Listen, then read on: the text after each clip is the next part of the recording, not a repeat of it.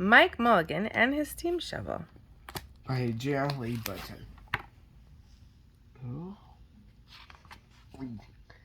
Mike Mulligan and his steam shovel. Story and Pictures by Virginia Lee Burton. To Mike. Mm-hmm. Oh, sorry. Mike Mulligan had a steam shovel, a beautiful red steam shovel. Her name was Mary Ann. Mike Mulligan was very proud of Mary Ann. He always said that she could dig as much in a day as 100 men could dig in a week, but he had never been quite sure that this was true. Oh, this is... Well, I would... No, spit down. Looks so small. It is. Mike Mulligan and Mary Ann had been digging together for years and years. Mike Mulligan took such good care of Mary Ann, she never grew old. It was Mike Mulligan and Mary Ann and some others who dug the great canals for the big boats to sail through. There I go. This paper. Thank you. Thank you. It was Mike Mulligan and Mary Ann and some others who cut through the high mountains so that trains could go through. Same as choo-choo. Oh, bud. It was Mike Mulligan and Mary Ann and some others who lowered the hills and straightened the curves to make the long highways for the automobiles. And a blue kitty. It was Mike Mulligan and Mary Ann and some others who smoothed out the ground and filled in the holes to make the landing fields for the airplanes. There are 1, 2, 3, 4, 5, 6 airplanes. And it was Mike Mulligan and Mary Ann and some others who dug the deep holes for the cellars of the tall skyscrapers in the big cities. When people used to stop and watch them, Mike Mulligan and Mary Ann used to dig a little faster and a little better. The more people stopped, the faster and better they dug. Some days they would keep as many as 37 trucks busy, taking away the dirt they had dug.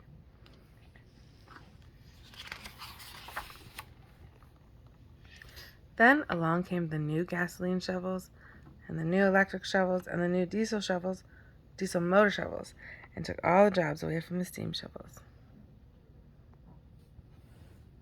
Mike Mulligan and Mary Ann were very sad. Aww. No steam shovels wanted. All the other steam shovels were being sold for junk or left out in the old gravel pits to rust and fall Look apart. at this. Mike loved Mary Ann. He couldn't do that to her. Uh-oh. He had taken such good care of her that she could still dig as much in a day as 100 men could dig in a week. At least he thought that she could, but he wasn't quite sure. Everywhere they went, the new gas shovels and the new electric shovels and the new diesel motor shovels had all the jobs. No one wanted Mike Mulligan and Mary Ann anymore. Then, one day, Mike read in the newspaper that the town of Popperville was going to build a new town hall. "We are going to dig the cellar of that town hall," Mike said Mike to Mary Ann, and off they started. Awesome smile. They left the canals and the railroads and the highways and the airports and the big cities where no one wanted them anymore and went away out in the country. They crawled along slowly up the hills and down the hills till they came to the little town of Popperville. Whee. When they got there, they found that the selectmen were just deciding who should dig the cellar for the new town hall. Mike Mulligan spoke to Henry B. Swap, one of the selectmen. "I heard," he said, "that you are going to build a new town hall. Mary Ann and I will dig the cellar for you in just one day."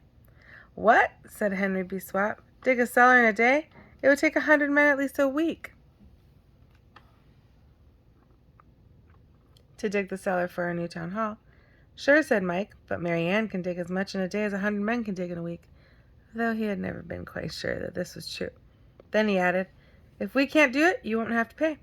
Henry B. Swap thought that this would be an easy way to get part of the cellar dug for nothing, so he smiled in a rather mean way and gave the job of digging the cellar of the new town hall to Mike Mulligan and Mary Ann. Just pin together. They started in early the next morning, just as the sun was coming up. Soon a little boy came along. "Do you think you will finish by sundown?" he said to Mike Mulligan. "Sure," said Mike, "if you stay and watch us. We always work faster and better when someone is watching us." So the little boy stayed to watch. Let go. It's made of paper.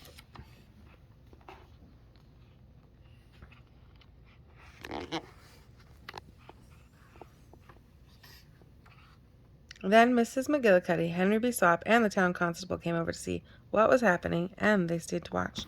Mike Mulligan and Mary Ann dug a little faster and a little better. This one looks right. This gave the little boy a good idea. He ran off and told the postman with the morning mail, the telegraph boy on his bicycle, the milkman with his cart and horse, the doctor on his way home, and the farmer and his family coming into town for the day. And they all stopped and stayed to watch. That made Mike Mulligan and Mary Ann dig a little faster and a little better. They finished the first corner, neat and square, but the sun was getting higher. Uh-oh.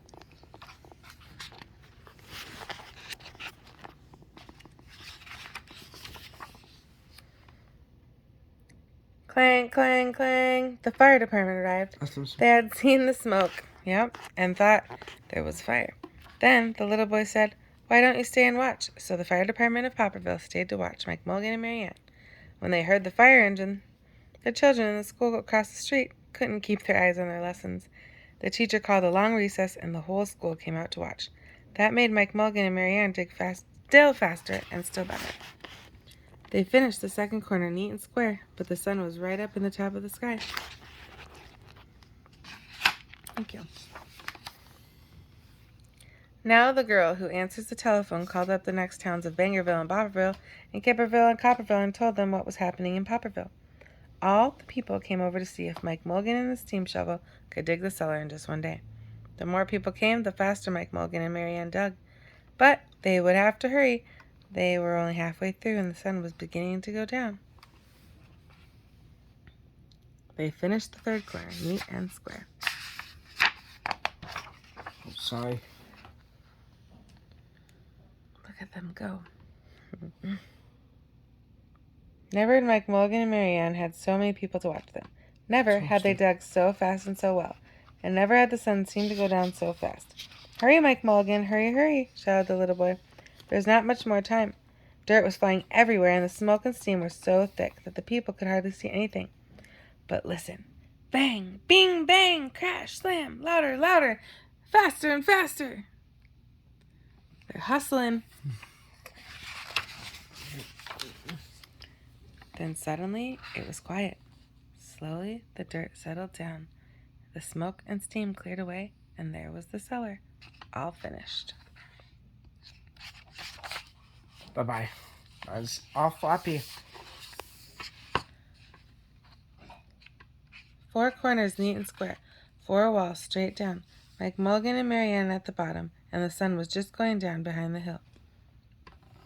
"Hooray!" shouted the people. "Hooray for Mike Mulligan and his steam shovel. They have dug the cellar in just one day."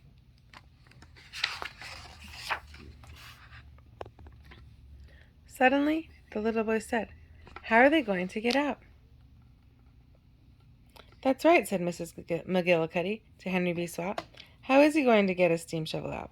Henry B. Swap didn't answer, but he smiled in a rather mean way. Then everybody said, "How are they going to get out?" "Hi, Mike Mulligan. How are you going to get your steam shovel out?" Looks like screaming. Mike Mulligan looked around at the 4 square walls and 4 square corners, and he said, "We've dug so fast and we've dug so well that we've quite forgotten to leave a way out." Nothing like this had ever happened to Mike Mulligan and Mary Ann before, and they didn't know what to do. Let go. Mine's all sloppy. Nothing like this had ever happened before in Popperville. Everybody started talking at once, and everybody had a different idea, and everybody thought that his idea was the best. They talked and they talked, and they argued and they fought, till they were worn out, and still no one knew how to get Mike Mulligan and Mary Ann out of the cellar they had dug. Then Henry B. Swap said, "The job isn't finished because Mary Ann isn't out of the cellar, so Mike Mulligan won't get paid." And he smiled in a rather mean way. Very good. Now, the little boy who had been keeping very quiet had another good idea. He said, "Why couldn't we leave Mary Ann in the cellar and build the new town hall above her? Let her be the furnace for the new town hall and let Mike Mulligan be the janitor.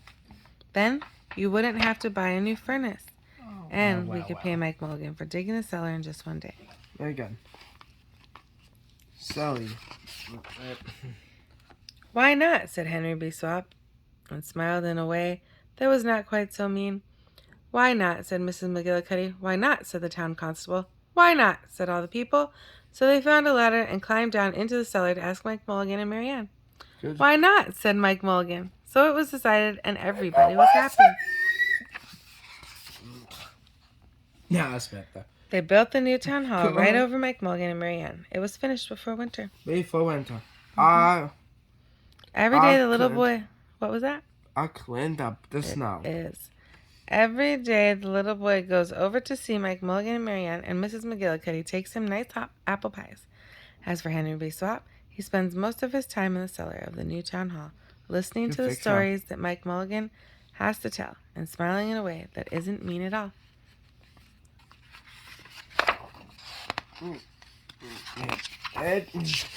Mine's all sloppy.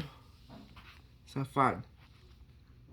Now when you go to Popperville, be sure to go down in the cellar of the new town hall. There they'll be, Mike Mulligan and Marianne, Mike in his rocking chair smoking his pipe, and Marianne beside him, warming up the meetings in the new town hall. The end.